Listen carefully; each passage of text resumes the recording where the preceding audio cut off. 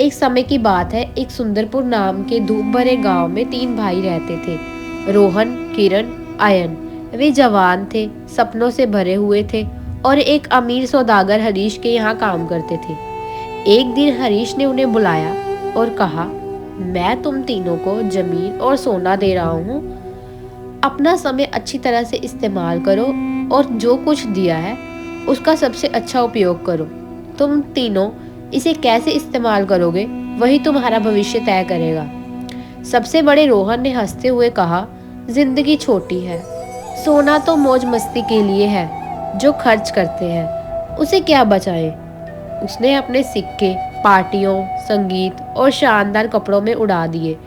उसे लगता था कि जिंदगी का सबसे अच्छा हिस्सा यही आनंद है। बीच वाले किरण ने त्योरी चढ़ाई और सोने की थैली कसकर पकड़ ली।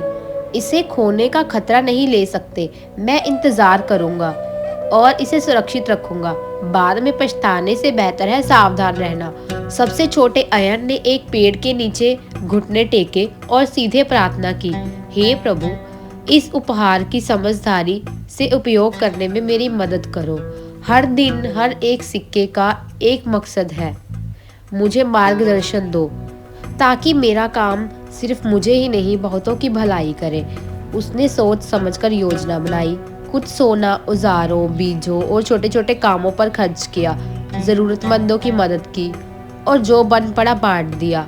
दिन महीनों में बदल गए। रोहन की जमीन पहले से हरी भरी दिखी, लेकिन जल्दी ही उसने सारी दौलत मौज मस्ती में उड़ा दी। बड़ी बड़ी दावतों, घुड़सवारी, शानदार सामान, फसल और मिट्टी की ओर ध्यान ही नहीं दिया। किरण की जमीन खाली और जंगली घास से भरी रह गई। डर ने उसे कुछ भी करने से रोक रखा था, काम भी मुश्किल से ही करता था।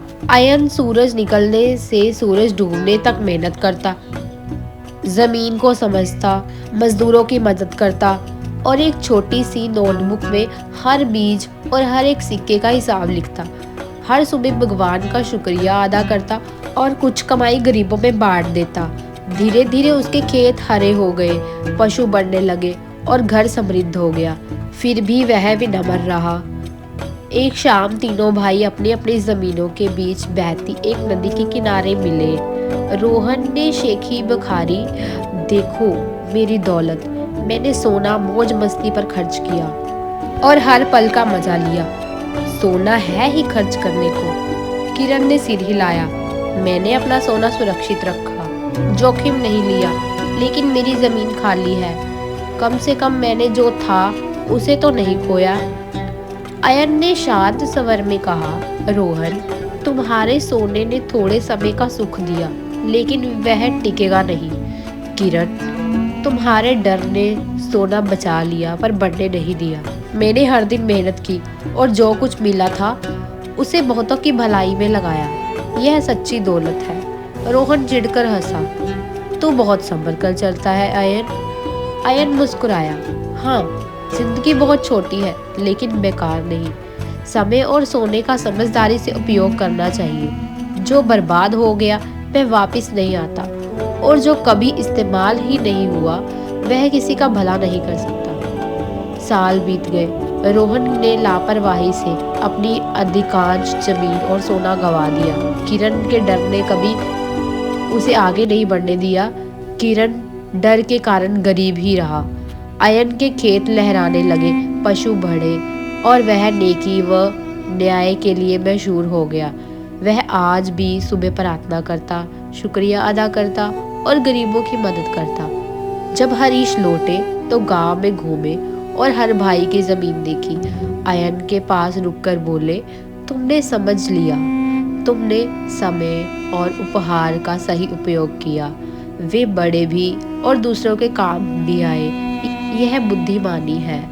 फिर रोहन और किरण की ओर देखकर कहा, रोहन, तूने सुख के पीछे भागकर अपनी नींव खो दी। किरण, तू डर के कारण कुछ नहीं कर पाया।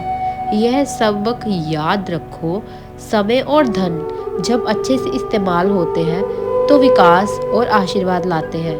बर्बाद या बेकार रखे जाएं तो सिर्फ पछतावा देते हैं। तीनों भाइयों ने सिर झुकाया और अपनी अपनी चुनी राह को समझ गए।